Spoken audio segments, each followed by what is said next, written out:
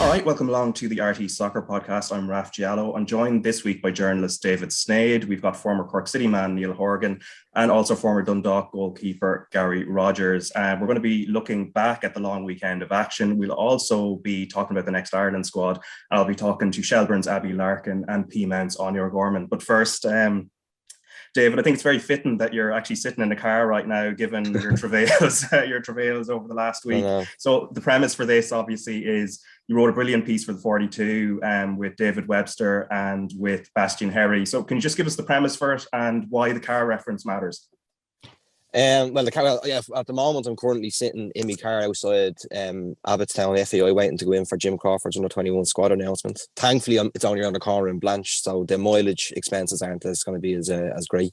The premise for the article, I was kind of thinking, I known obviously Dave Webster for a few years, and I knew last season obviously he was travelling up, and basically there was no room for me in the car last year because there was still a few lads travelling up and back, like Sean Boyd obviously was now at Shells, and Adam Foley who's at Drogheda, isn't it?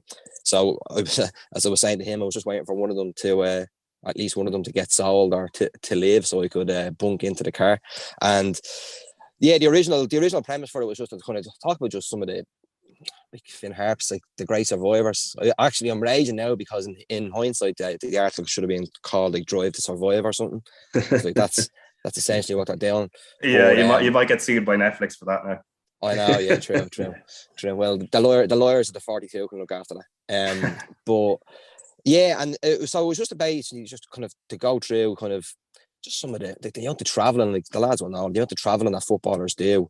And for a lot of the time, I'd say they probably feel as if it's for very little reward, you know. And then the time of the article, how it worked out, it kind of coincided, and it kind of coincided with everything that's going on now, and you see what's happening, say, in the Premier League and all the stuff that's going on with Chelsea, and even that day there was stuff about the sanctions and all. And it was just a completely different side of football, you know, just two lads as well who were from different parts of the world, but have very similar backgrounds in terms of, like, Bastien lived 10 minutes from Disneyland Paris and grew up just wanting to play football, playing football all the time. Dave Webster from Fairhouse in Dublin, the exact same, you know. So kind of two lads from different parts of the world, but just the exact same backgrounds, really, you know, in terms of loving football, and now sharing a car from Dublin going up to Donegal, and just how it can bring people together and just the conversations, and hopefully just a bit of an insight into the kind of the depth of feeling between the two lads as well, you know, because I think it came through that, like, the two, as I was saying before we started, like, it could have been maybe very different if it was two lads who didn't like each other, because I'm sure there's probably teammates out there who probably could sit beside each other for about 3 hours and not say a word, but the two lads just bounced off each other, and it just made my job very easy, because all I had to do was literally sit in the back and let them bounce off each other. It was good crack, like.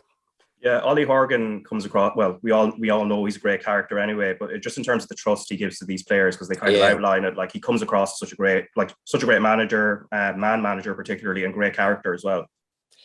Yeah, I'd say a part of that is he has to kind of make some allowances, you know, because he's like, I made the point that if Ollie Horgan is calling you in the League of Ireland, it's probably close to your last resort, you know. That's and that's what the lads were saying, and that's why it was so enjoyable, because they were so upfront about it. Like Dave Webster was saying, like, when he got released by Rovers and he was getting a few calls, he obviously went to Pats and stuff, but when he left Pats, phone stopped ringing, you know. Warford and all, like, the phone had stopped ringing by the time he was going to Finn Harps, and it took him a while to actually, the first time Ollie got in touch with him, he said, listen, Ollie came down to meet him in Dublin, and he was like, I would sign for you now if you live closer to where I live, but I want to just wait and see if I can get anything else that's closer to where I live and where he was working and stuff. And that is the big thing with Ollie, like, it is that kind of the sense of trust. Like, you speak to the people around the club and how much work he puts in, and the travelling that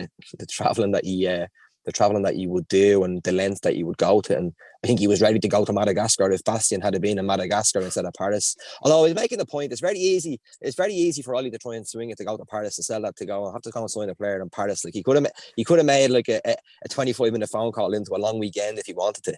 But he doesn't do that. He just goes everywhere. Like, he actually, like, David was telling me after, like, one game where I think he got a good result towards the end of last season, they were celebrating and stuff, and he was like wanting to get Ollie involved, and he was already on the boat going to Scotland to try and meet a player. So now he just like that's probably going to be the next one, is to try and get on the road with Ollie Horgan. But he's an elusive man. He really is. Clock up the miles there. Oh, stop, yeah. Yeah, I think a trip to Madagascar and picturing Ollie Horgan out there would have been quite interesting anyway. But I suppose, Neil, as we said, the challenge for Finn Harps and for Ollie Horgan, like, I mean, they've been back in the top division now for a few years, but it seems like this year is probably the toughest one he's had to face in terms of cobbling together a squad, and just how, I suppose, some of those other teams have strengthened as well around them. Yeah, we've probably said that every year for him as well, to be fair to him, that he seems to pull it out of the hat, you know.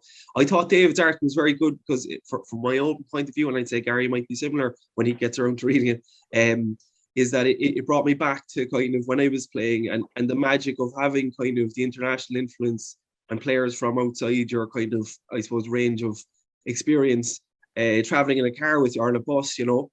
And one story reminds me of, kind of just off the bat, I know Bastien's from France, like, but we had two Lithuanian guys, and Greg O'Halloran, who's a kind of joker, and he would have played a lot of clubs, so fellas would know that. He used to do this to all kind of the international fellas, which was when we were traveling to Derry to play Derry, he'd kind of do this kind of scenario at the top of the bus to pretend he was talking to the manager, and then come back and say, has everyone got their passports, and pretend that they have their passports.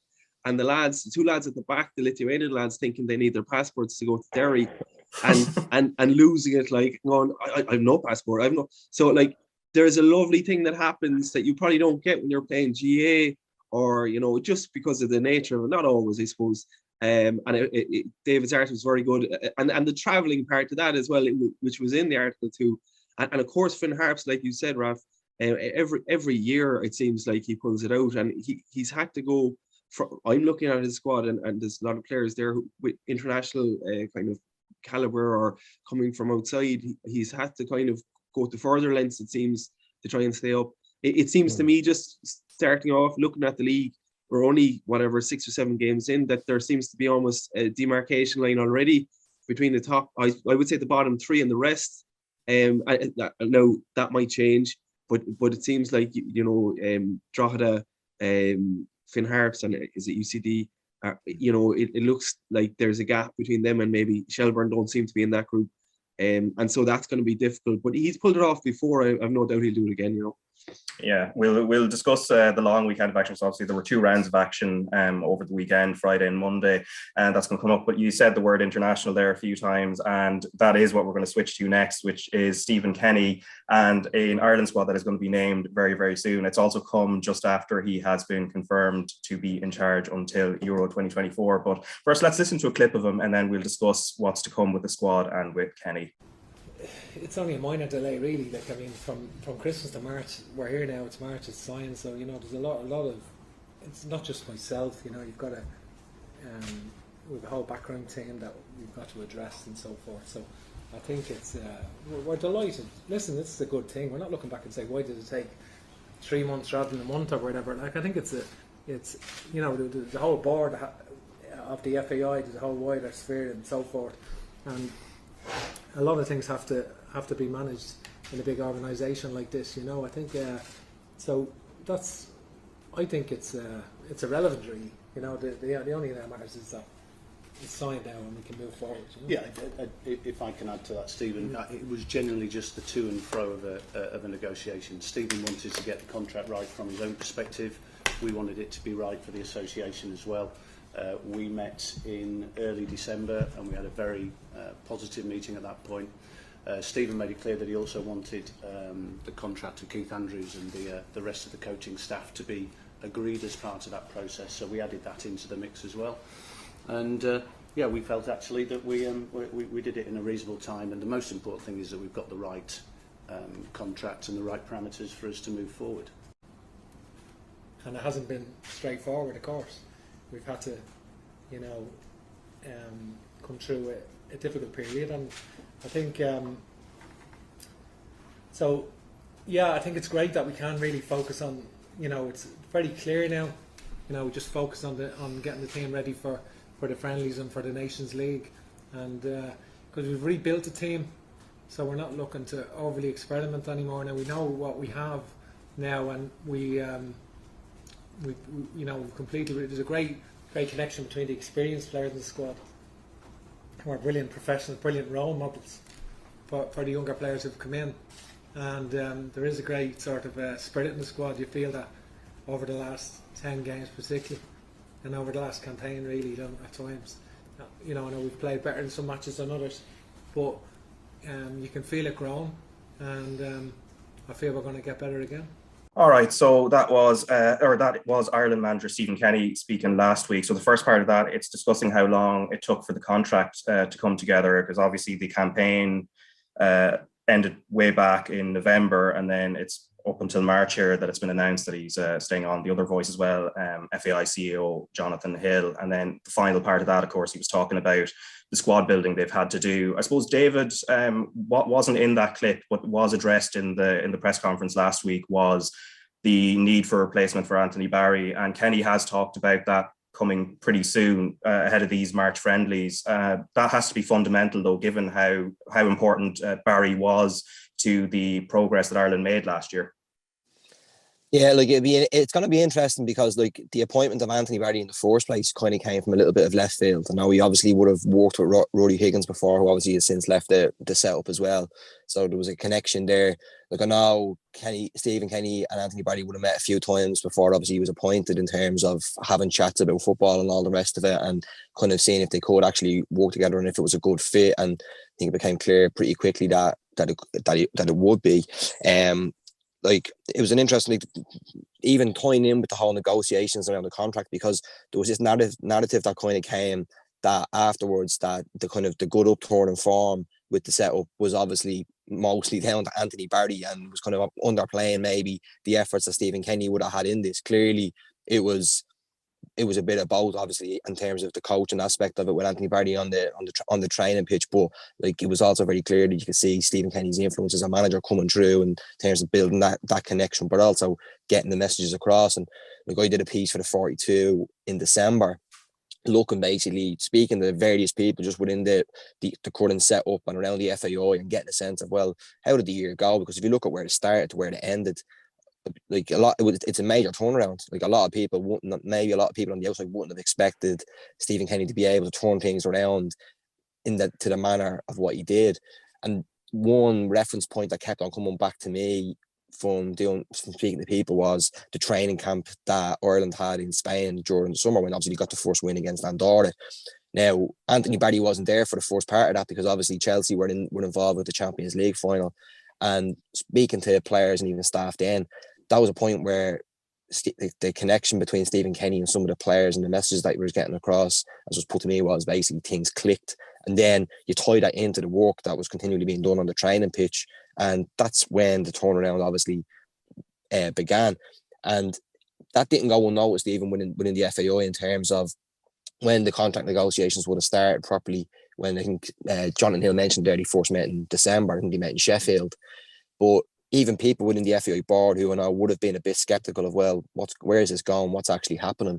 The manner of how Stephen Kenny was able to keep the show on the road, essentially, and not have a very bad year that started kind of escalate or get even worse, that will kind of tip the scales in their sense of, well, this is the fellow who we need to trust here. This is the fellow who brought in Anthony Barry, and this is where we need to go forward. So I think it was referenced there, but that it wasn't done over the course of over a couple of weeks and done getting the contract done, and that just comes down, and Gary will know this. That just comes down as well to Stephen Kenny making sure that the deal was right for him as well. Not just being right, well, get this sorted, get it done and dusted, and get it done over the handshake and a cappuccino. It was a case of making sure everything was right for him and his staff, and also because think about it, I don't think it would have went down if he just was looking out for number one, get his part of the deal, so and get that sorted, and then you look after the people who are there working, because it's what he's buying into is the whole group together, and it was making sure that all his staff were looked after too, and that was,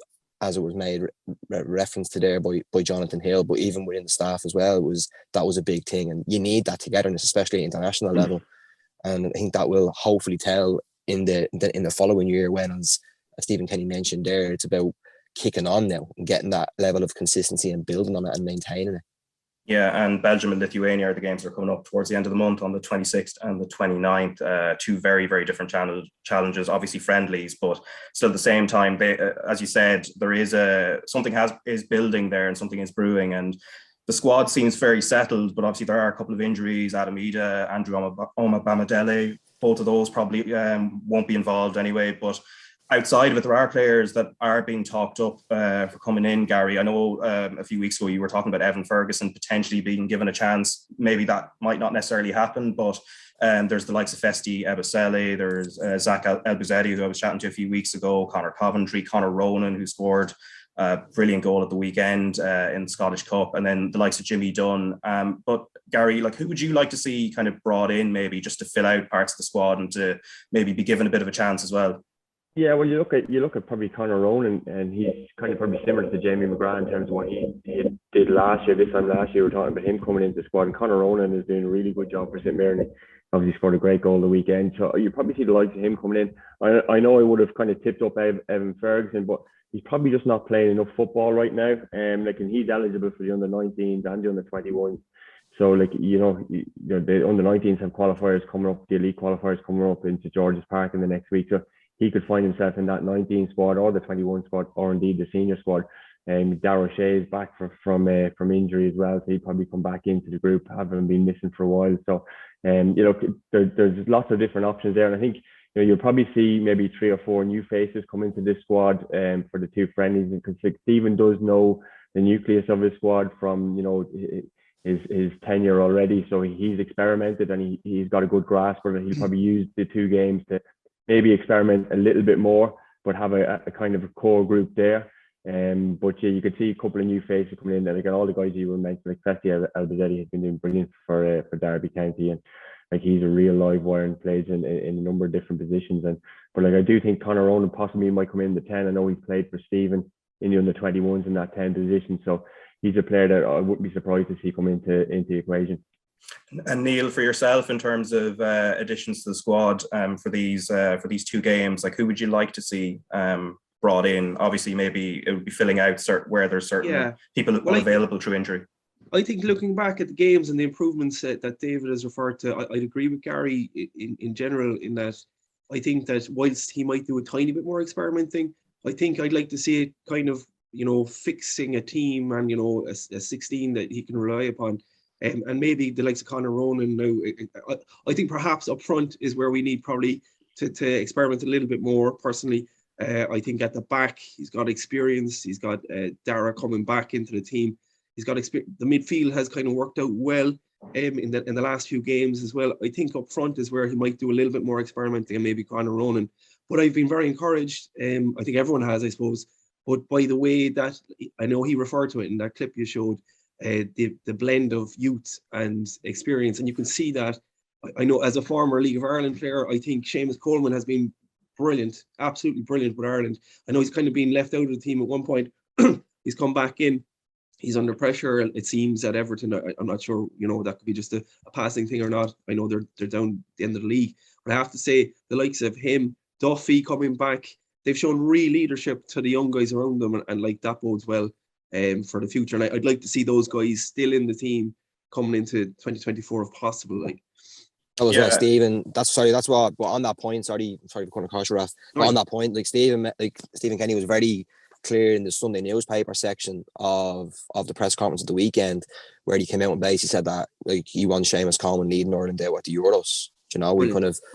He referenced Liechtenstein, and he even admitted, he said, listen, he's probably divulging too much of private conversations, but he just felt the need to come out in support because of some of the stuff that was happening around Coleman and the criticism that he was getting, just kind of backing him essentially, and just talking about the fact that he's actually been really good for Everton up until that game against Spurs, when they had an absolute nightmare all as a team, and obviously it's been a struggle, and what they lost again at Wolves, didn't they? But he was talking about the fact that when they were playing with 3 at the back with Everton, and he was at the wing back, he was doing really well, and he looked comfortable. Even he slotted in once on the right side as well of the 3. There was that, actually, just on that, there was the Leeds game where they beat them 3-0. He was absolutely brilliant in that, scored the first goal. It was just positionally, obviously we know him as a full back, kind of wing back, but just the positions he was taking up in terms of getting into the box or to the edge of the box, he was absolutely brilliant that day. Yeah, no, he was, and that's what Kenny was referring to that as well, and saying like if this was a 28-year-old or a 29-year-old and he had a bad game, you just put it down to that he's had a bad game. But because he's over 30 now, people are quick to kind of to write him off. And maybe listen, he's at the stage where maybe if he's going to be maintaining the Premier League, he maybe has to be managed a bit differently in terms of the games, because it's the same with Ireland, where obviously he's had issues with his hamstring, and like it's going to be a big thing coming up with the game, with the windows and stuff, and how many games he's going to be playing. It's going to be difficult for him to play in every game. But like the fact that Kenny was having the conversation with him, pointing to Liechtenstein at Switzerland, I think he was now retired, saying that like he was doing it at 36, 37, very similar type of player.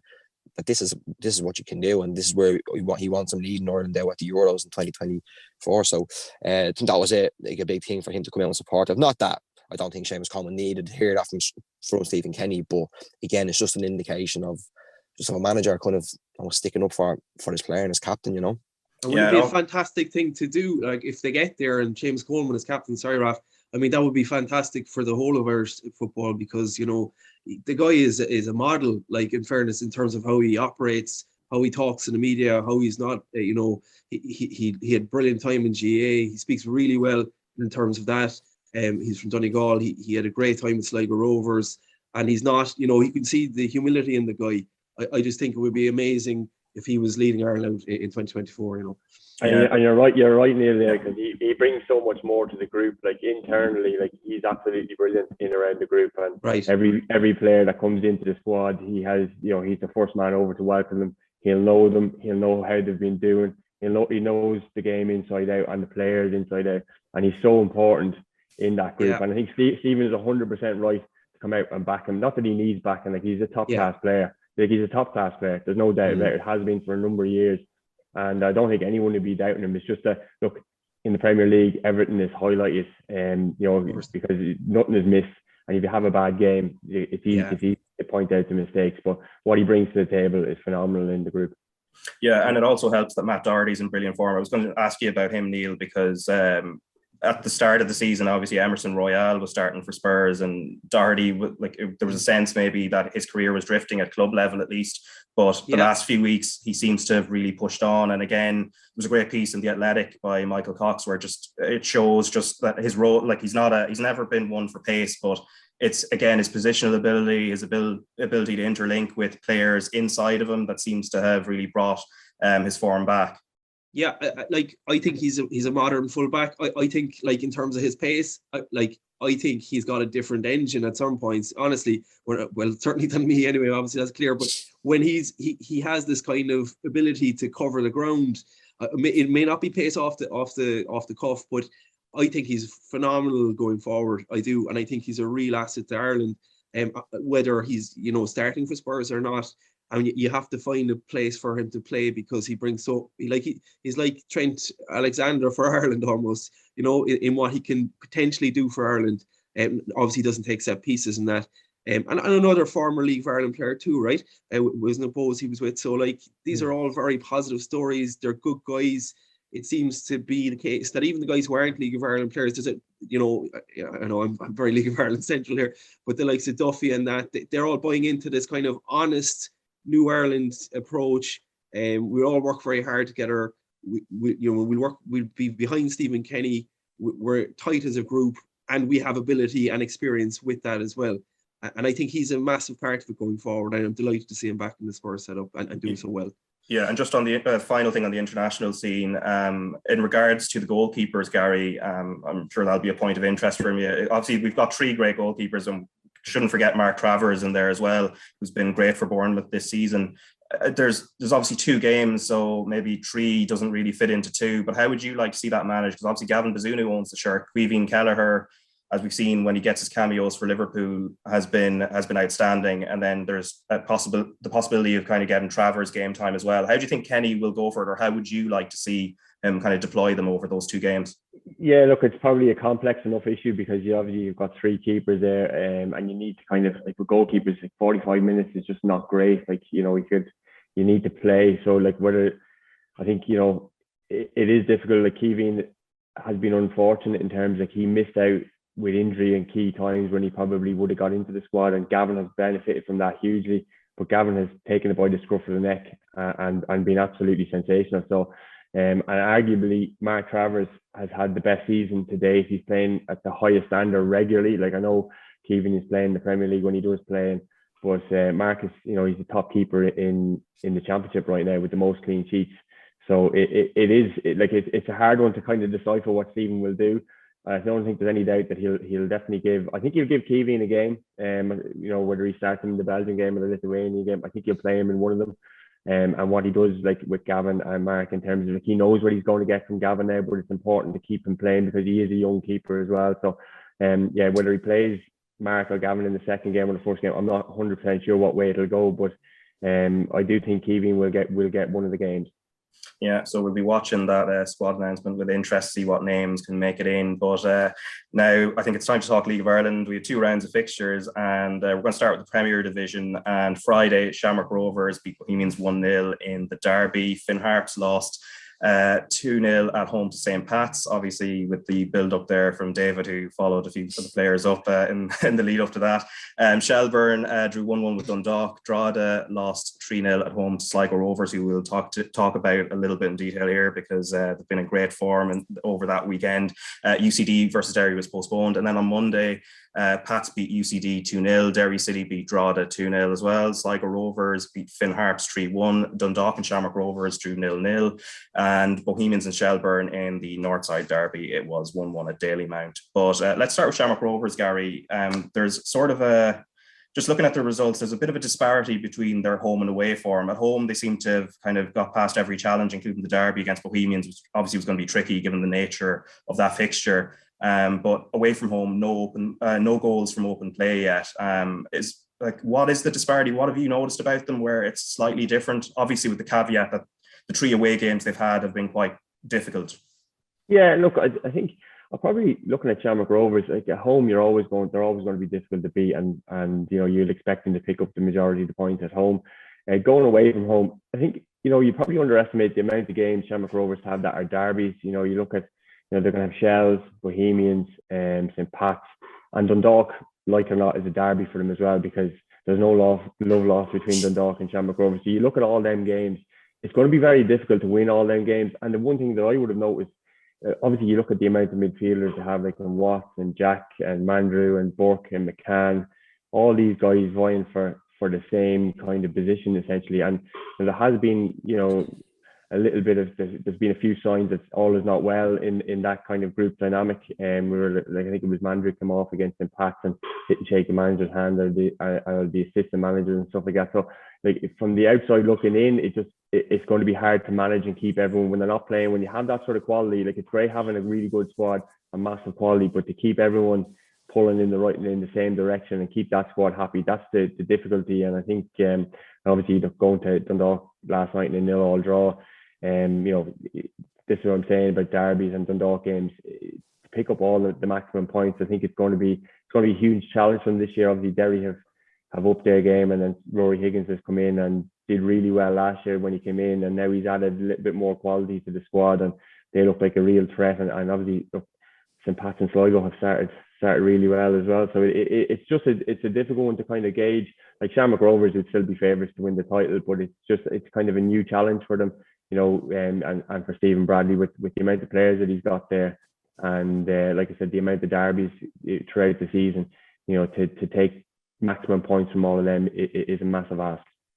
Yeah, and David, I suppose, obviously you'll see Stephen Bradley post-match in terms of the messaging he gives out to the media. Obviously, it's difficult when you've got that kind of strength in depth, then having to kind of leave players out and everything and rotate.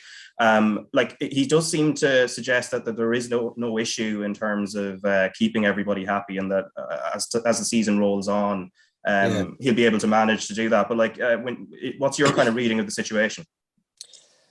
Like, it was one of the points at this, when everyone was doing the kind of their previews of the season, the one aspect you were looking at that you would think would stop Rovers from running away from it is actually find that dynamic early on, and not, because if you look at what happened last year, like, they scored a lot. If you kind of forget, like you mentioned there, it's actually an interesting point, the fact that they've only scored no goals from free play away from home. So like, but like, you look what happened last year, they scored so many late goals. Within, I think they scored like 7 or 8 goals after the 88th minute in the first few months of the season, and they got so many wins on the back of that. Now, all it takes is for a few of them, which has already happened, not to happen, and then things look an awful lot tighter. Now, over the course of a season, because they have got so many players and just so much quality, like the drop-offs doesn't seem to actually be there in terms of the levels of those players. Over the course of a season, you would think that's going to be Stephen Bradley's job, is to manage it, because surely all those players will get opportunities. Before the last week, obviously, would have been at the Rovers training ground doing media with Stephen Bradley and Dylan Watts, and even Dylan Watts kind of was just opening. He's like saying, like, of course, you're expecting competition. Like, you want to be driven on every day in training, and you want this. And this, maybe it's a different perspective, because obviously this is not a professional footballer, but you kind of wonder, like, not that you want a degree of comfort, but you wonder how would some players react when they feel maybe, you know what, they have to just be on it every single day. Like, there is no kind of leeway a little bit, and some players might actually thrive on that and want to get better, will be able to use that as motivation. And you wonder, will other players maybe not be able to kind of get the best out of it, where they feel, you know what, if I have a bad 20 minutes in a game, I could get hooked off here. Like, they can't afford to even have that little dip, because all players are going to feel that. So, like, I think Gary's spot on. Like, Rovers, you would think, because of the depth of the squad they have and the quality they have over the course of the season, you would think that these issues would iron themselves out. And like, it doesn't look as if anybody's running away with it at the moment. Like, it looks really tight, which is very good from a point of view of a bit of excitement. But you would still get the feeling, because of even how Stephen Bradley did manage it last year, where obviously, you know, Jack Bourne has come back into it now, but he did manage that group of players last year. And even Graham Burke spoke about that, where there was a kind of an acceptance from a lot of players. Well, do you know what, you can't play if certain players are doing the business, but that's because they were winning. This is where the issue could come in, when they're dropping points here and there, maybe with players that expect to get brought in, and if they're not, that's when there could be an issue over the course of the season. Yeah, the sample size we're talking about, obviously, it's just 3 away games, so it's probably quite small. You've written them off already. Too late. No going back on it now. It's going to be getting hung up in the dressing room. Yeah, no, look, we're all about narratives in the media, and narratives aren't exactly what are worth what they're written on. But anyway, I suppose on Dundalk, Gary, they've made a solid start to the season under Stephen O'Donnell, unbeaten, although it's just 1 win from those 6. In terms of how they've progressed, do you think Stephen will be relatively happy with where they are? Yeah, look, he'd be happy enough. Obviously, he would have liked to, you know, pick up I think they conceded a late goal against Shelbourne. I think if that had have gone the other way, they would have been much happier with their lot, if you like. Look, they're tipping away kind of nicely. You know, I think, you know, a European spot is what they'll be to be. You know, that'll be their target for the season. I don't think they have enough to mount a title challenge. I don't think there's, you know, but I do think, you know, every week they'll be difficult to beat. And Stevie, you know, I think he'll evaluate where he is in the summer and identify maybe a couple of areas to improve the squad on, because look, he got the job obviously, you know, late in the day, if you like, and he was building a squad from scratch, although he would have kept players that were there, the likes of Pat Hoban and Brian Gartland and Andy Boyle and these guys. But like, it is relatively, it's his team, and there is a lot of new players. He's a new goalkeeper, so he has a good bit of work to do, but I think he'll be happy with how he started that. And like I said, it depends on how they're going. I do think they'll be in the chase for Europe, but I think they'll identify a couple of areas where they probably need to strengthen then come the summer and make a real push to maybe to nick one of them European spots. Yeah, and in terms of Hoban as well, who you mentioned there, obviously you played alongside him. He scored a landmark 100th league goal for Dundalk there against Shells, and then I suppose was unfortunate against Shamrock Rovers last night with the missed chance late on. But again, great achievement. In regards to getting the best out of him and how he has generally thrived in the past, like what's the kind of setup that's needed and what O'Donnell might be looking at in terms of trying to bring the best out of him and I suppose get those goals out of him? Well, all Pat wants is balls in the box. That's what he wants. Put the ball in the box. And Pat will tell you that himself. He'll be looking for as many crosses into that box as possible. And obviously, look, he would have played with Michael Duffy and Darryl Horgan and these guys, and you know, John Mountney and all these guys who supply in Pat, and that's what he thrives off. But like, you know, you talk about a player like hungry to score goals, but he will work his socks off as well. You know, in general play, he's a brilliant guy holding the ball up. Like, if you can go, like, although Pat is not the tallest, but if you can kick accurate ball into him and it's in front of him, you just know getting around it, he will win it, and he'll he'll obviously hold it up, and he'll be all the time looking to get into that box to score goals. So it's about getting the delivery right and getting as many balls into the box as possible. And Pat, one thing for sure is Pat Hogan will score goals for you, no doubt. Yeah, you mentioned Michael Duffy there. Unfortunately, I think last night in their win, like he was carried off 10 minutes after coming on. This is for Derry City, obviously, and they've started the season really well. And I suppose, Neil, given that there was a lot of expectation on them, and then the fact that a lot of those players that had returned to the club who were expected to push them on haven't really been fully available, what Rory Higgins has done there is pretty remarkable so far. Yeah, they're the one to watch at the moment, aren't they, Derry? Just to see, I think they're interrupting everything that we've kind of been used to in the League of Ireland for the last few years.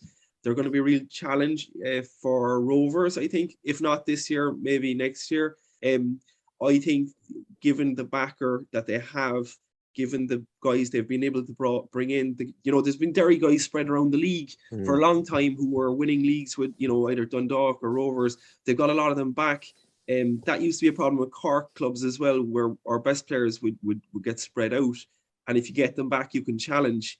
That seems to be the project. They're nearly there.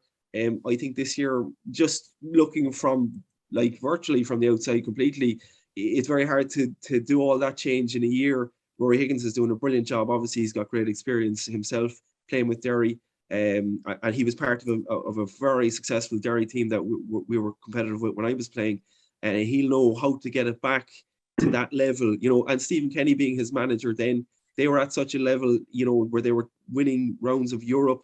I think he'll look at the broader picture here and say, this year is probably a year to challenge. Next year and the year after is to kind of move on and try and win the league, But it's very exciting for the league, because we need this kind of movements of strong clubs like Derry getting stronger again. Traditionally strong clubs actually in good health, if you know what I mean. Yeah, and Jamie McGonigal's form, I think, which has offset maybe the players that haven't been available. Gary, he's been brilliant so far this season. One of his finishes there over the weekend was kind of similar to the one he finished off against Shamrock Rovers. Yeah, he's been a revelation. He started the season like a house on fire. It was at the first game in Dundalk, and he was brilliant in that game. And again, he scored another couple of goals, and he's a powerful man. He's a big, strong guy, but he's very, very quick. And you look at the goal he scored against Shamrock Rovers. He had an awful lot of work to do in that goal, but my God, he did it well and finished it really well. And he's been brilliant. But the guys in around him, the likes of Patching and Dummigan, are top class players that they would have brought in. Obviously, Duffy and McElhenney, we have yet to see the best of them because they've been hampered a little bit by injury. But Brandon Kavanagh has come in, and he would have been kind of seen as a similar player to Patrick McElhenney, and you look at what Rory has done, you kind of bring in two similar players that that has got really good quality on the ball. So Derry, they've lost Harkin to injury, which is a big blow for them because he's great there in the engine room. But I think they'll be there or thereabouts. I think they'll put a really good title challenge together, and they'll keep Shamrock Rovers honest, and that's for sure. But McGonigal has been a sensation. I know Rory would have played with him up in the Northern League, and he's a big fan, but he's identified and brought him in, and he's putting his hand up to be top scorer already. Yeah, and St. Pat's quickly, David, before you have to switch your car engine on and leg it to the presser. Somebody in your car journey who was sort of this background character throughout the Finn Harps piece was Owen Doyle, and just as they've turned things around, he started to get his nose back for goal again, and a couple of goals over against Finn Harps and then against UCD, which is crucial for them now going forward. Yeah, no, absolutely. It was, you were talking about narratives earlier. I think the longer you had a went without a goal, people would have started asking questions, but obviously it was going to be, there's no doubt that he was obviously going to score and then hit the ground one a little bit there, and his goal against Finn Harps, although I still think it could have been an own goal because the header seemed to come off the post and then off the goalkeeper, but I'm sure Gary won't be giving an OG to the goalkeeper. Yeah, he was being credited with it in a few places anyway, so I think we'll just give it to him. And then last night, I was at Richmond Park last night, and his goal was well on the chest, kind of in the 6-yard box where you expect. I'm talking about Darragh Burns, that cross in was very good. And then I think with Pats, they have little spells. I don't think they've quite clicked at all yet, which again you don't really expect them to, considering the changes and obviously a new manager as well. And as the game went on. Like, they gave up a couple of chances to UCD. Like, UCD and Illinois could have had a couple of goals, I think, either side of the goals when Pats did score. And that was the same up with Finn Harps as well. So, like, obviously they're top of the table at the moment, but I think Tim Clancy will know that they need to, not that they were loose, but there was a couple of occasions where, like, a better team might have actually punished them on both occasions. I think they were kind of fortunate that it was Finn Harps and UCD, because on another night, if they had given those chances to say McGonigal, they would have been punished, you know. But I think that there's been enough encouragement there with Pats that you would say, you know what, that Tim Clancy, in fairness, when he's come in, and like, because of the amount of changes that would have happened following obviously Stephen O'Donnell leaving and the overhaul of players, he's still kind of keeping the show on the road there a little bit, and they should get stronger. And even the point, as well, that Neil made was on Derry. I think I spoke to Rudy Higgins after the Shells game. At that game, he kind of said, listen, the priority this year is just to qualify for Europe and see what happens, and that's fair. And then you even see what happened. I think they confirmed this morning that Michael Duffy has a fractured tibia from that tackle, so he's going to be out now for a little while. And this is what goes back to, over the course of the season, teams are going to be having these setbacks, and that's why kind of just feel, even though they haven't started at blistering pace, I think over the course of a year, and when the European game comes and there's a bit more extra travelling, and I just think that maybe that's what will give Rovers the edge over the course of the season. Yeah, blistering pace isn't what you need now, because your journey is going to be a lot shorter and a lot quieter as well compared to. Okay, there's a lot of speed cameras over in Blanche, I can tell you, so you have to be careful. So, David, look, thanks a mil, and your piece again, for people who are looking for it, it's on the 42, published on Sunday morning, and it's the two Finn Harps lads. Absolutely brilliant piece and brilliant read. David, best of luck, and enjoy the presser. Cheers, thanks very much. Thank you. All right, so David has headed off to that under-21 press conference, so it just leaves us, Gary and Neil, just to run through the rest of the weekend's results, and I suppose some more the kind of the grander narratives, to reuse that word. I suppose Bohemians, I mean, they actually played reasonably well in the second half of the derby, but still kind of, they lost 1-0 to Shamrock Rovers in the end, and then against Shelbourne, they showed resilience to score a late goal, but they seem to, maybe the issue for them is converting chances into goals, Gary? Yeah, look, I think, the game against Shamrock Rovers, I think they were unfortunate with missing Almanchero for that game, because he's a huge part of what they do. Like, he's the focal point for the attack, and he got sent off up in Finn Harps, wrongly in my opinion, to be honest with you, and that would have cost them, because it upsets the whole dynamic of the squad when you're missing your target man, a bit like Georgie Kelly last year. He was so important for them. I know Promise would have come in and filled in for Georgie really well last year, but now he's taken on the mantle and he's the number 9. Look, they haven't been as fluent as they would like yet. I think, with the players that Keith has coming in, it's just getting that kind of, I suppose, fluidity around the squad, and everyone knows their roles and getting his best 11. Like, you look at the squad, he's got huge talent and great quality. You look at Malin, we haven't even spoken about the flick from Malin, but that a player of that sort of talent in the group, and he's got really good talented players like Dawson Devoy is yet to hit top form as well. So it's just about getting that whole group right. I think this time last year they would have lost a lot of games, so their start hasn't been, I suppose, blistering, but like they're still in the mix. And I think once they get things right, they will kick on a little bit. And look, they haven't been conceding a lot of goals, but they haven't been scoring as much as they would like either. Yeah, and Shelburne, obviously Sean Boyd coming up trumps in the last 2 games, scoring late penalty to draw with Dundalk, and then he also, with his first touch against Bohemians, he scored the first goal there last night at Dalymount. But Neil, I suppose on them, again, because of Damien Duff's presence there, there's naturally a lot of focus on them. Like, how do you feel they've started this season? Because there's been a few kind of ups and downs, and there's only been that one league victory so far. I think they've done well enough, my fear at the start of the year would be that they'd be one of the bottom teams, I suppose, having come up, and the change from Morris to Duff, and that's a lot to kind of, take on for your first year in the Premier Division, for a while. And I think they've done fine. They seem, to me, again, it looks like they're a little bit better than the teams at the bottom, and probably that's what they'll want. Like, at mid-table, I could be wrong now. Don't get me wrong. I'm not. They may have ambitions that are higher than that, but for me, if you're coming up, you want to stay up first year. And I think the last few games they've shown that. I watched the game on TV against was Pats, wasn't it? And Forrester kind of ran the game. and they were disappointing enough that night, but there was a massive crowd.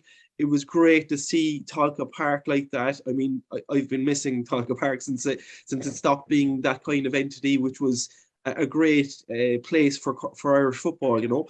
And it's brilliant to see them back as a challenge in the Premier Division. It's interesting from a Bohs point of view. Bohs, in my opinion, have done really well, you know, with their model, and the manager and assistant managers they have are fantastic. But I think they're coming under challenge now of, you know, an increasingly strong, obviously Derry, Pats being still strong, Dundalk kind of steadying their ship with Stephen, Sligo being very strong. It just puts Bohs under a little more pressure. They do have great players, like Gary's suggesting still, which is great, and makes it very interesting. And with Shells kind of coming behind them now as well, it makes for a very interesting Premier Division, to be fair. But if I was Damien Duff, that'd be great. But if I was Damien Duff, I would be happy enough with what they've done so far, but hoping that they'll drive on from here and have a kind of mid-table kind of finish would be my, you know, achievement for the year for them. Yeah, as Neil said there, Sligo look really strong, and they've, you know, they would have been under scrutiny as well, maybe similar to Bohs, in that they lost a few players, and people were probably looking at them in a sense of, are they going to slip out of that top four? They've started really well. Aidan Keena with a hat-trick last night against Finn Harps. I suppose, Gary, I suppose it's great for them to have the likes of Liam Buckley, who knows the league well and is going to, I suppose, steady that ship and isn't really necessarily going to panic regardless of what happens in the off season. Yeah, look, Sligo have been, like, they've had a terrific start to the season. I think, you know, a huge credit has to go to Liam Buckley and his staff, you know, for, you know, the players that they lost, like John Mahon and Johnny Kenny, and, you know, to replace him, like Aidan Keena has been, you know, sensation. Like, you know, he hat-trick obviously last night, and, you know, he's really hit the ground running. I think one thing about Sligo, it's a brilliant football town, and it's a great club to play for. And I think he'll, you know, because he started so well, I think he'll really enjoy that and embrace it down there, because it's just one of those places that, you know, if you're doing well for Sligo Rovers, it's like, look, it's a bit like Neil tell you, it's a bit like playing with a really good Cork team. It's all about Sligo Town and Sligo Rovers. It's all about Sligo Rovers. It's a great place to play football. And I think, you know, the players that they've brought in will grasp that, obviously, because they've started the season so well, and the new players will bed in a little bit more quickly. You've still got the likes of Gary Buckley and Ed McGinty, who I think is top class goalkeeper, and Greg Bulger, and these guys who are, you know, streetwise and know the league inside out. So they have that core group of guys with know-how, and then the signings that they've brought in, like Fitzgerald has done well as well. Like, he's got great pace and quality. So, you know, I think, you know, everything is pointing in the right direction for Sligo Rovers. I do think that, you know, I suppose at the start of the season, it would have been a little bit of an unknown how they were going to get on. And I think, you know, they've hit the ground running, obviously going up to Inchicore, winning their first game. And that's really set the tone for them. And I think, now that they've started so well, I think they'll be able to maintain it. Obviously, the worry is the size of the squad. Like, you know, the teams that don't have as big a budget as the likes of Shamrock Rovers, is that squad size and keeping everyone fit. So that will, if they pick up injuries, that can hurt them. But I think, you know, it all bodes well for Sligo right now. Yeah, you mentioned Cork City there as a great football in town. So that brings us to the first division and the last couple of weeks. Yeah, no, it's perfect and perfectly timed for Neil there. So on Friday, Bray Wanderers lost 3-1 at home to Galway United. Cork City beat Cove 2-0 in the Cork Derby. Waterford beat Wexford 2-1. Treaty versus Longford didn't go ahead, obviously, with all the weather conditions and everything else. Then on Monday, as in last night for anybody listening to it, it's Athlone Town who lost 3-2 at home to Cove. Great result for Cove there to get up and running. Cork City beating Waterford 2-0, which we're going to talk about in detail here now, because Neil was obviously there, and it's sort of a landmark win in a way. Longford Town lost 2-1 at home to Bray, who are also up and running now, and Galway United continue their good start with a 2-1 win over Treaty. I suppose, Neil, as you said to me before we hit record, you were over at Turner's Cross, and I suppose first, before we get into the results against Waterford and off the back of a good win over Cove, they're really getting the crowds in down there. Yeah, it's brilliant. It's absolutely brilliant. I mean, you're in the first division. They got 5,000, roughly just under 5,000 against Galway, first home game. They got about over 4 against Cove Ramblers last Friday, which, like traditionally, even when we were playing in the Premier Division and Ramblers were in the Premier Division, we were doing well to get 4. Like we're playing in the First Division here, a team that wasn't probably established as a contender, even up till Friday, I would say. So there was a bit of kind of wanting to see where we were at. But on Monday, then last night, there was 3,000 on a Monday night after 4,000. So it's phenomenal figures for the First Division, obviously. It's great for the club. What's brilliant is that there's a group of young fellas, especially last night. We're kind of buoyant now after them last night because they played really well against Waterford. Similarly, in my view, the Premier Division has kind of set a kind of already perhaps kind of a demarcation line in terms of the bottom 3 perhaps. In the top 3 in the First Division are clearly, it seems to me, above the rest in a sense, and they're fighting for 2 positions, and they're full time from all accounts. That's Galway, Waterford, and Cork. So we've seen Galway in Turner's Cross in the first game of the season. There wasn't a lot between the 2 teams. Galway, the man sent off, which made it kind of awkward for a young Cork side, but they've done well since. Last night in particular, Waterford came and we were all interested in seeing what this Waterford team like, and they were good. They were very physical, very athletic guys. Clearly will have a lot to say on how the league goes on in the year ahead. But Cork dominated the game and they came in with the right attitude. There was a few guys who were established over the last year or so, like Bolger in midfield, Aaron Bolger that is, and Coffey, who were the 2 in midfield for Cork probably towards the end of last year, and Colin was happy with them. Obviously, Colin being a midfielder himself would be kind of good, very good in this area. But he's added a young lad named Matt Healy has come back on loan from Ipswich and was pretty much nearly man of the match last night. And they've had a lovely balance to them. The other thing I'd say, sorry, I could talk forever now because we're delighted with the result last night. He went to a 3-5-2 because his 2 wingers who are McGlade and Duna, well, 2 of his wingers are injured.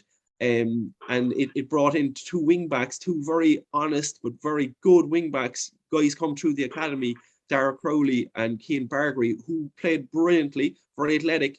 So it bodes well for Cork because they can now go from a 3-5-2 to a 4-4-2 with those wingers when they're back if they want. They had other injuries last night. Coleman, their captain, was injured, and they still put on a performance that this crowd will be back again. I can tell you that for nothing in our next home game. And it's fantastic. The only thing I suppose from my own point of view is that I would like to see the off-field scenario with the Grovemore Preston thing. We won't properly have time to go into it today. Resolve itself one way or the other, because whilst this is all going well and fine on the pitch, which is brilliant and fair dues to the club and everyone involved, we need some kind of confirmation of the future there, whether they're going on or not. It's just, this is taking too long from my point of view. So there's a long summary for you, Ralph.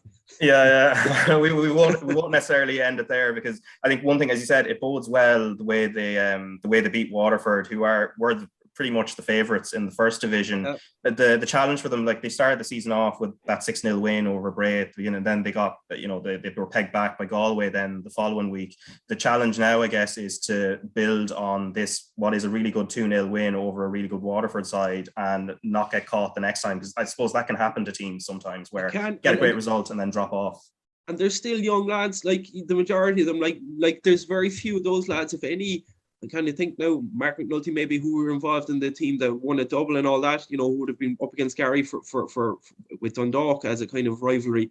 Very few of those lads left at all. So this is a new group, entirely, and almost except for Mark maybe, and it can happen to a new group that they start well and can lose.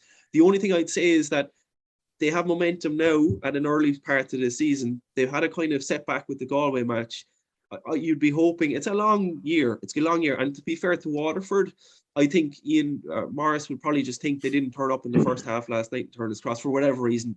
And they did better in the second half playing into the shed. But they'll learn from it too. So it's going to be a very interesting year in terms of those 3 teams. There's a few teams below it, like I've had the opportunity to see Cove as well. They had a good win last night. And they're improving. What they're doing off the pitch as well is very interesting in terms of their connection with Villarreal and Burnley, kind of partnerships, rather than a connection as such. and there's a lot going on there. There's a lot of positive things, but I think the three teams at the top of the league this year will kind of, it'll generate interest in the league. First division, perhaps, that, well, from my point of view anyway, that there hasn't been for a while, maybe, you know. The first division has been brilliant so far. I actually was down at that game in Cork where it was 5,000 for the goal game, and to be honest, Cork were probably unlucky. Look, the man were being sent off. It nearly suited Galway because they had the man sent off, and they were able to sit in. Because McGlade had gone off in that game, that little bit of trickery that you would have wanted in tight areas was gone out of the team. And look, it was a terrific occasion, I suppose. From Cork's point of view, they would have liked to get the win off the back of having such a great crowd. But like, they've really kicked on, and Colin obviously did a good job last year where he's blooded a lot of these young players. And you're right in what you say about Matt Healy. Matt Healy came on in that game against Galway, and he was outstanding. Like, he really caused a lot of problems, and linked up well with Gary, the young guy from the academy as well. So look, there's lots of positive in that first division. The crowds, Galway are getting great crowds as well. I haven't seen Waterford yet this year, but I've seen Galway and Cork, and look, the signs are good for them teams in the first division. Yeah, and also Cork City were involved in the Women's National League, so which is what we're going to turn to now. But first, there's an interview with Peamount's Aine O'Gorman and Shelburne's Abbie Larkin. All right, so I'm delighted to be joined by Women's National Team duo Aine O'Gorman and Abbie Larkin for the launch of this year's Aviva Soccer Sisters Easter Camps. The 3-day camps, open to all girls aged 6 to 14, will get underway from April 12th. Registration for this year's Aviva FAI Soccer Sisters Easter Camps will open at 2 p.m. on Monday, March 21st, and can be accessed via www.aviva.ie/soccer sisters. For more information and to keep up to date on this year's camps, follow Aviva Ireland on Facebook, Twitter, and Instagram. And Aine and Abbie, I hope you're all keeping well on this slightly overcast Tuesday afternoon. But anyway, like, I suppose to kick straight in, like, we'll talk about international club matters because it's kind of relevant to both of you. Aine, I suppose the Pinatar Cup, it was good progress for Ireland, and we're less than a month now to the resumption of the World Cup qualifiers and this big game against Sweden. So how confident are you feeling as a squad? Yeah, Raf, it's a really important, I think, time in the international calendar where you can get together and play a couple of friendly games and everyone could get game time. And the likes of Abbie got her first international cap and came on in the second game against Wales, and that's invaluable experience, I think, as well. And that time together, and something we maybe missed out on in previous years due to COVID. So yeah, look, it's great preparation now for us, and off the back of a successful 2021 going into 2022, and looking forward to the challenge against Sweden next month. Yeah, I suppose Aine, as a veteran of more than 100 caps now, probably the memory of that, of, stepping out for the first time is probably a long, long way away, like all the way back to 2006. So Abbie, I suppose for yourself, getting that first opportunity, that first call and first realization that you're going to be playing for the Ireland senior team, like, how did you find out that you were called in, and what was that feeling like? Yeah, so my mom knew actually before me. She knew 2 or 3 days before me, but she wasn't allowed to tell me. She had to keep it a secret. So we had a home-based training on Wednesday, and Vera called me, my mum and dad over, and said to me that we think you're ready and it's time for you to come up and experience what it's like at senior level. Okay, and perfect. Go out. Yeah, and then to step out onto the pitch against Russia to make your debut, wearing the Ireland jersey, I'm sure you dreamed about doing it. It must be an amazing feeling. Yeah, like, it's been a dream since I was younger, and even like watching them when I was younger, I would never think that at the age of 16 I'd be able to play with them, which is obviously an unbelievable experience, and I'll actually never forget it. Yeah, and Aine, I suppose as a senior player who's been there kind of a long time and kind of experienced those same sort of, I suppose, that same journey of kind of establishing yourself in the team, when kind of younger players come in, do you kind of go out of your way to impart advice, or is it a case of, once they take the initiative to come to you, then you're able to impart whatever advice you might have for them?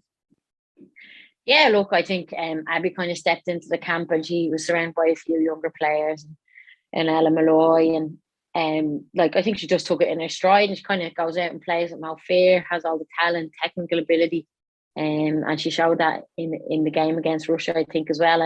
And I would have chatted to Abbie during the week and just told her to go and enjoy the game, and she was giving me tips too. I think we were talking one day around the table after training, and she goes, Aine, you just have to believe in yourself. And I was like, okay, Abbie, thanks for that.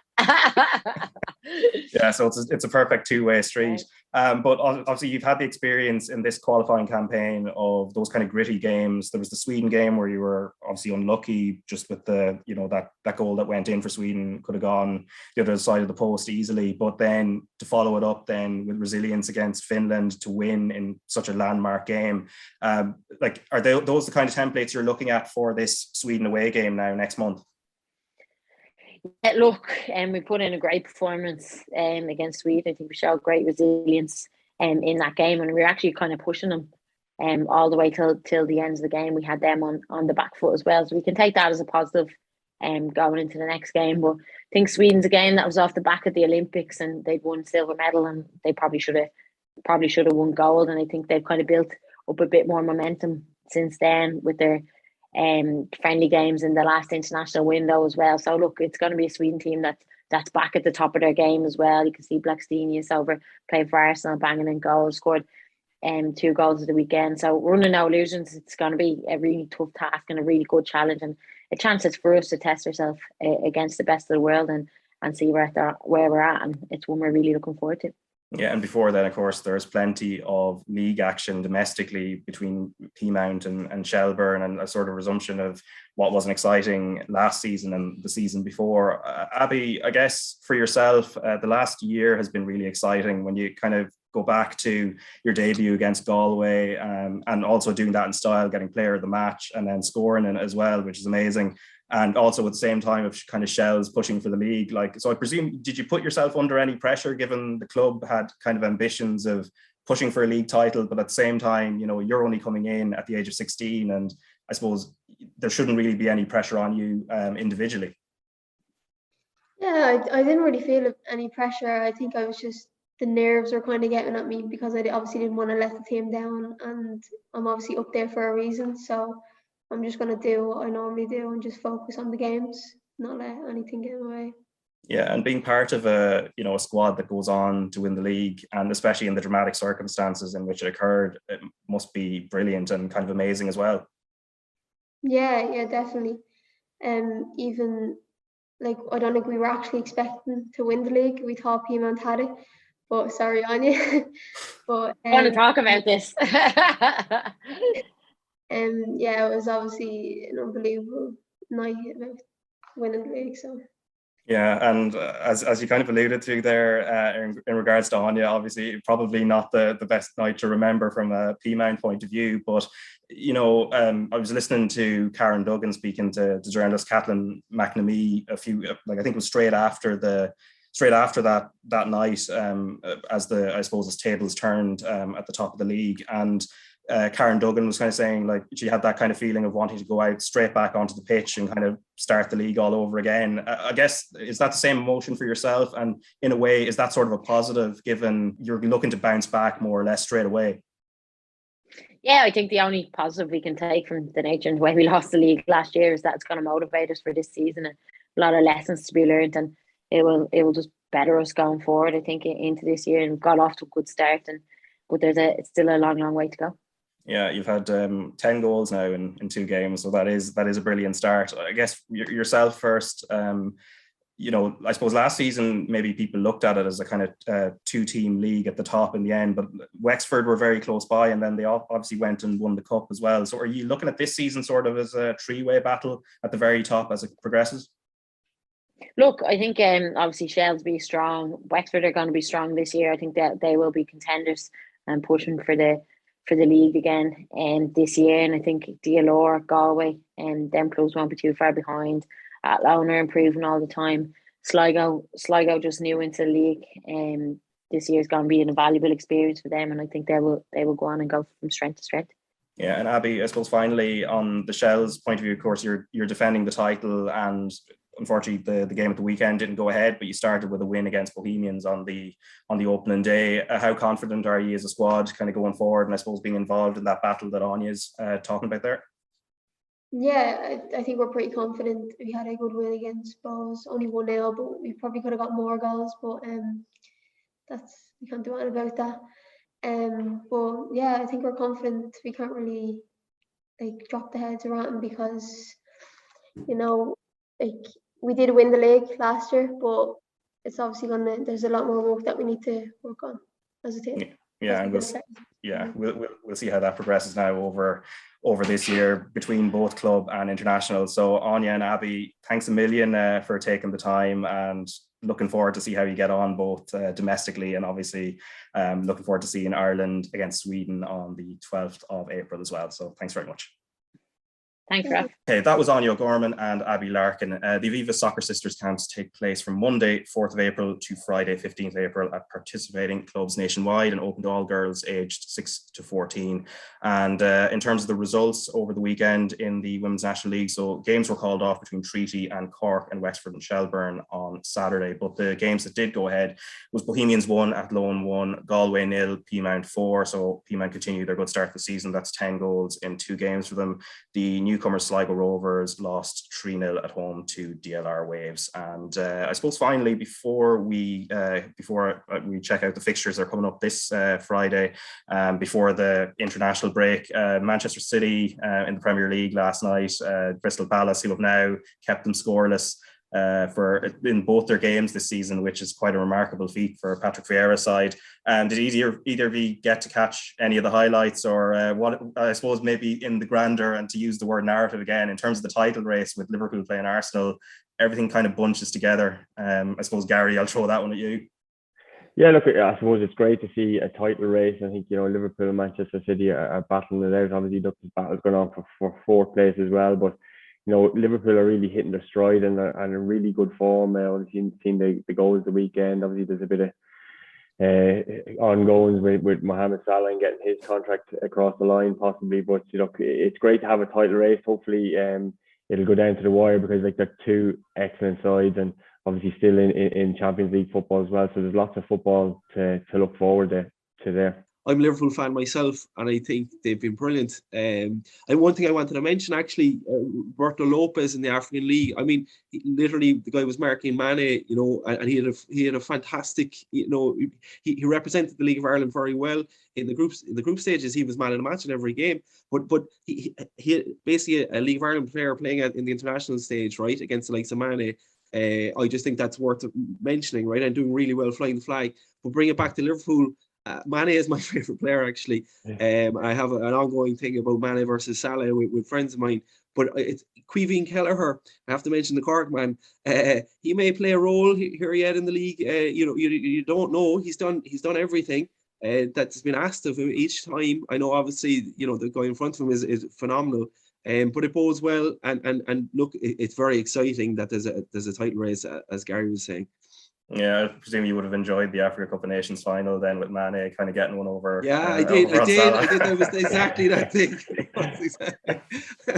Yeah. Anyway, look, there's a few fixtures this weekend, of course, as well, and one TV game too. So, but first, in the Women's National League, Peamount will be playing Treaty on Saturday at 5:00. Cork City playing Sligo Rovers at 5 as well. And then at 6, Galway United versus DLR Waves, Bohemians versus Wexford, all at the same time. And then at 7:00, Athlone Town versus Shelburne.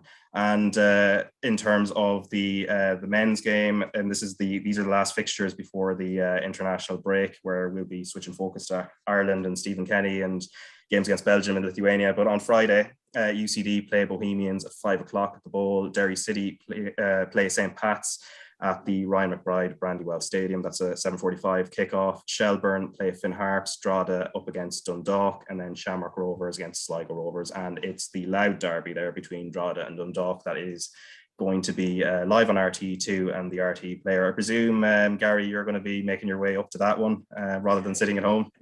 Yeah, no, I'll definitely. I'm to be honest, I don't know whether I'll go to Dundalk or Shamrock Rovers and Sligo Rovers. I think there's loads of good games the weekend, and Derry and St. Pat's, we'll find out a lot, I suppose, off the back of that game. I think that'll be probably the most interesting one.